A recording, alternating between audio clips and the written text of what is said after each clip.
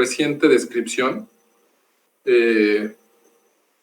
Y realmente no es tan frecuente, aunque cada vez se diagnostica más. Se calcula que la incidencia, esto es, por supuesto, el número de casos nuevos, es de 10 por 100,000 habitantes en el mundo, y la prevalencia varía de acuerdo a la región geográfica entre 10 a 57 por 100,000 habitantes. En la esofagitis eosinofílica existe una respuesta anormal a ciertos alergenos. Es una enfermedad que se ha asociado a otras enfermedades autoinmunes como la dermatitis atópica, el eczema, la rinitis alérgica. Hay un estudio en México en pacientes con disfagia, un estudio, es tal vez el único estudio en México con pacientes con esofagitis eosinofílica para tener la idea de qué tan frecuente es en nuestro medio. Y habla que en pacientes con disfagia, en ese estudio, el 2% tenía que ver con esofagitis eosinofílica como causa de la disfagia. No tenemos un estudio en la población general en nuestro país para poder decir cuál es realmente la incidencia en México.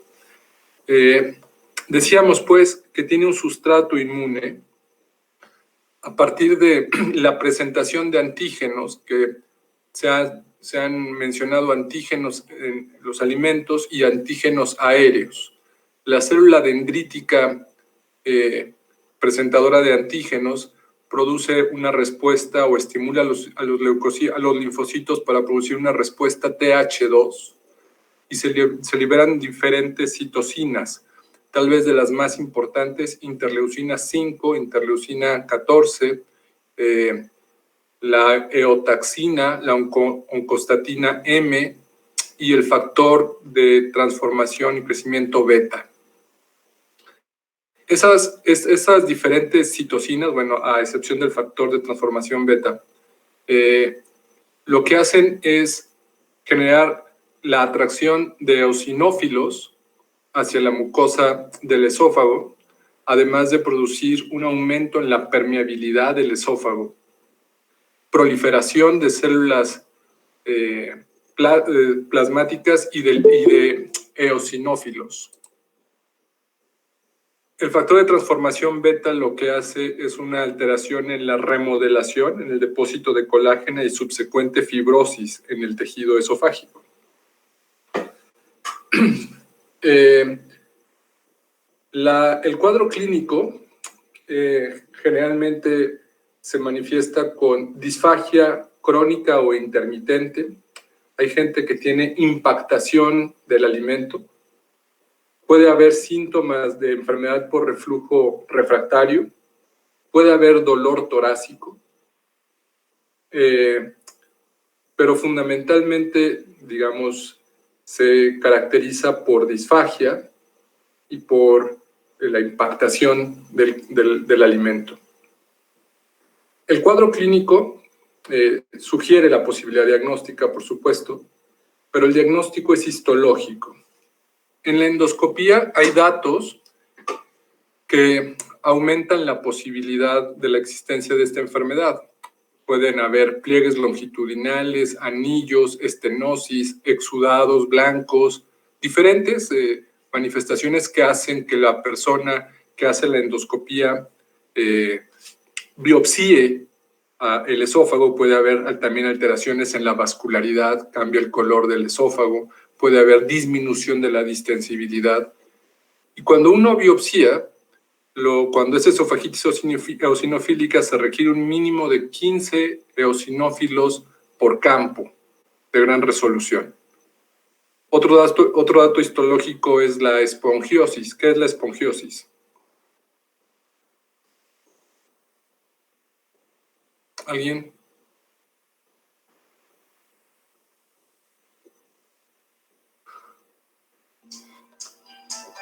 La espongiosis es el aumento entre los espacios intercelulares del esófago. Y eso está mediado por una de las citocinas llamadas oncostatina M. ¿De acuerdo? Bueno, ¿Qué más? En el tratamiento podemos decir que es el tratamiento de las 3Ds: dieta, drogas y dilatación. Dieta. Hay, digamos, dietas que restringen 6 alimentos, dietas que restringen 4 alimentos, dietas que restringen 2 alimentos, que han sido asociados a el desarrollo de esta enfermedad. Alguien que me diga la dieta que restringe 6 alimentos. ¿Cuáles son los 6 alimentos que se restringen? Sin leer. Es que me encanta cómo mueven los ojitos. ¿Quién es yo? Perla. Hola, Perla. A ver, los 6. Creo que sí, son principalmente huevos, porque son camarones o mariscos, frutos secos, derivados pues de la leche. Y solamente recuerdo esos 4. O sea, yo creo que recuerdo algunos más, doctor. Como los perritos de los 6 que teníamos, nomás nos quedaron 4.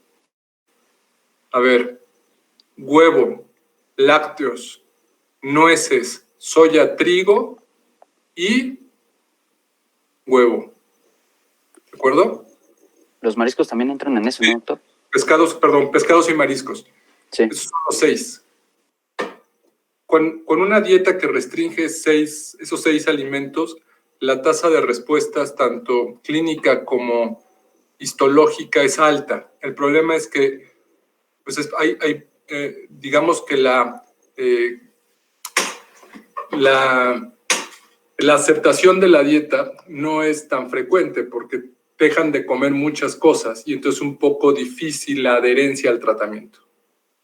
Hay gente que restringe 4 alimentos y hay gente que restringe 2 alimentos, fundamentalmente huevo, lácteos.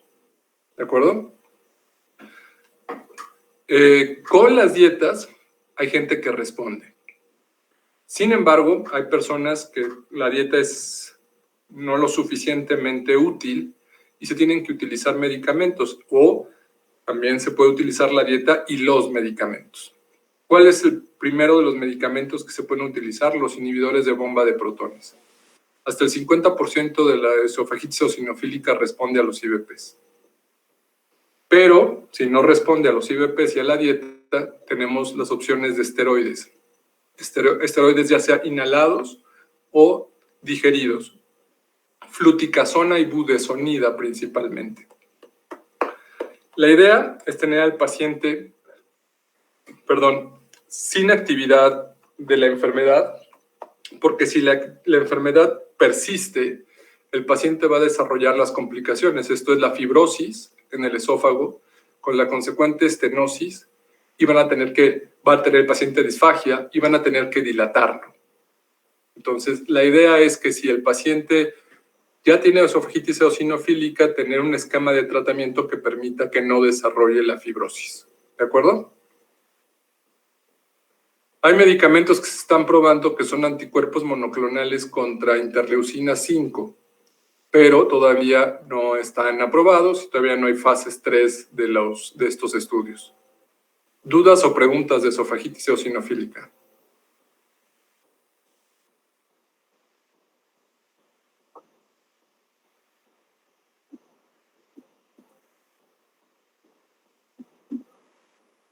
Empírico, porque muchas veces las pruebas de alergenos no son útiles, esto es, no son reactivos en la piel a la prueba cutánea, por supuesto, pero empíricamente le suspendes, pues, por lo menos huevo y leche o huevo y lácteos. Conste que hay esofagitis eosinofílica en niños y en adultos. Yo no veo pequeñas especies, yo solamente veo adultos, entonces seguramente su maestro de pediatría revisará el tema y les dirá si la opción es suspenderle leche al niño o suspenderle algún otro alimento. La verdad es que es poco frecuente la enfermedad, pero cada vez es más frecuente. Y no porque no haya muchísimas, no quiere decir que no exista. ¿De acuerdo? es una enfermedad de reciente descripción, y es uno de los principales diagnósticos diferenciales tanto en disfagia como en reflujo refractario. Les voy a poner el ejemplo de hoy. Es una señora que acabo de ver en la consulta en el Hospital contra la Mujer, una señora que yo veía hasta hace 2 años. Ella dejó de asistir al hospital, tenía enfermedad por reflujo. Hace 2 años dejó de ir. El año pasado, que fue la pandemia, no hubo consulta mucho tiempo en el hospital. Ya actualmente es casi normal. Y va conmigo porque tiene 1 año con disfagia. Disfagia intermitente.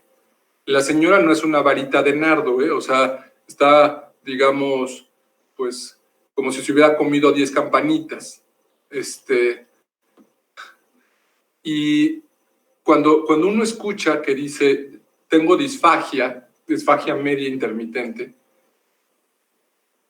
cuando la disfagia es realmente importante o persistente, la gente baja de peso, por supuesto.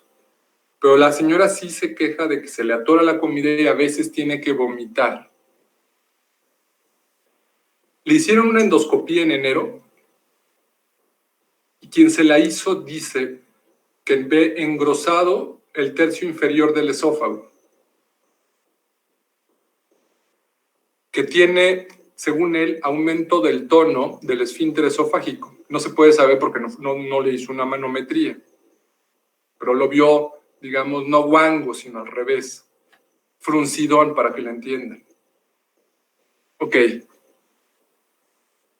Se metió al estómago y biopsió el estómago. ¿A mí qué me hubiera gustado? Que le hubiera biopsiado el esófago. Por supuesto, ¿verdad, manometría? Brachimetría, perdón. Que le hubiera biopsiado el esófago. ¿Qué le hice? La mandé a hacer una nueva endoscopía con la idea de que la biopsien. Y que un endoscopista en el hospital me diga si a él también le parece que fuese alteración del tono del esfínter esofágico inferior, y entonces ya la mando a hacer la manometría para ver si tiene acalasia o no. ¿De acuerdo? Ese es un escenario en el que podría considerarse la posibilidad de esofagitis eosinofílica, porque tiene disfagia intermitente. Y le vio alteraciones, dice quien le hizo la endoscopía, en el grosor de las paredes del esófago. Habría que ver. Entonces, esa podría ser, no hay que hacer un diagnóstico, digamos, en este momento, decir si tiene esofagitis eosinofílica o probable esofagitis eosinofílica, sino tiene disfagia en estudio, y entre las posibilidades diagnósticas está la esofagitis eosinofílica. ¿De acuerdo? ¿Alguna otra duda o pregunta? Yo, doctor, tengo una duda. En pacientes jóvenes que tengan algún dato de atopia o hipersensibilidad, ¿es el primer diagnóstico si nos llega con síntomas esofágicos? Hay un error que es frecuente a su edad. Bueno, a su edad hay muchos errores que son frecuentes, eso es cierto. Pero, entre otros, los médicos o los chavos que están haciendo medicina creen que el diagnóstico se hace al revés, que con los factores de riesgo, si uno junta muchos factores de riesgo, tiene una enfermedad. Y esa ecuación está equivocada. Uno puede no tener ningún factor de riesgo y tener el cuadro clínico. ¿De acuerdo? Entonces, más allá de pensar en que en la primera posibilidad en esofagitis eosinofílica es en alguien que tiene atopia, yo a esta señora a la que vi hoy en la mañana, tenga atopias o no tenga atopias, una posibilidad diagnóstica es la que hemos mencionado hasta la saciedad. ¿De acuerdo? Si ustedes dicen, solo el que fuma tiene cáncer de pulmón, cuando les llegue a alguien con una bola en la tomografía pulmonar, con hemoptisis, pérdida de peso, tos crónica, pero no fuma, no, entonces no es cáncer broncogénico. ¿De acuerdo? Pues no. Aquí lo que importa son los datos clínicos independientemente de los factores de riesgo. Solo los factores de riesgo les sirven mucho a los epidemiólogos. Está chido. A nosotros nos sirve la clínica. ¿De acuerdo? ¿Dudas? Doctor, No, yo tengo doctor, entonces gracias. otra duda. A ver, César. Bueno, si la incidencia de esta enfermedad es muy baja, ¿cuándo voy a sospechar que hay una esofagitis eosinofílica entonces?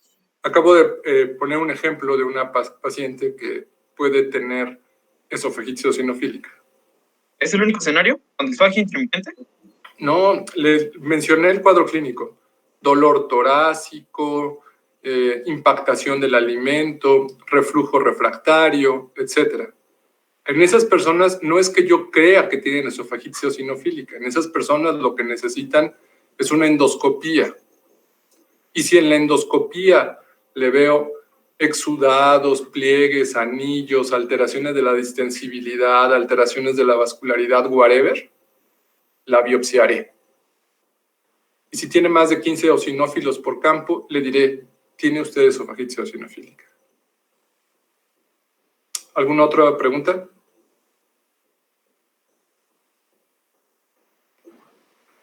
¿Ninguna? Yo, doctor.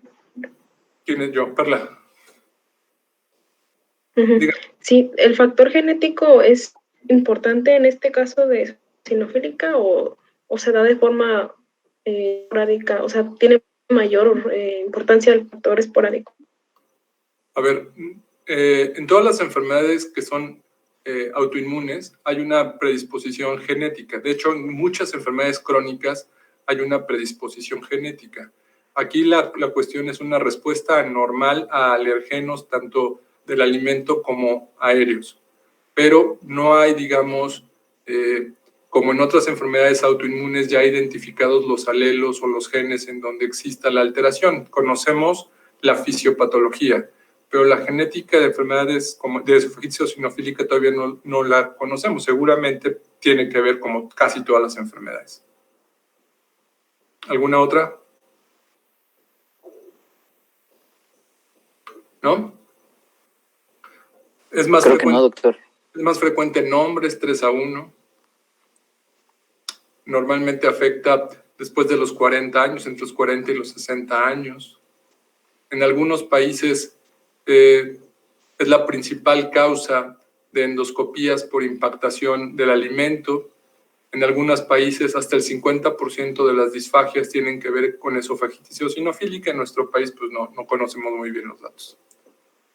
Bueno, tan, se acabó. La próxima clase vamos a hablar de dispepsia. Hay un tema que es fundamental, se llama dispepsia funcional. Es una enfermedad. Pero vamos a empezar a hablar de dispepsia en general.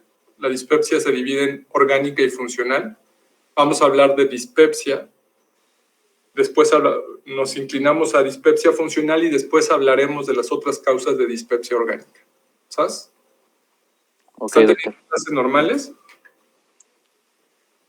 Pues No. algunas. Y algunos no nos dan, otros sí nos están dando. ¿Y se va a acabar el paro o no? Al parecer todavía no, doctor. Bueno, Nunca dicen nada, doctor. así son los maestros. Bueno, Pues sí. mucha ciencia para el campesinado. Cáiganle. Demasiado, doctor. Nos vemos. Nos vemos, doctor. Gracias.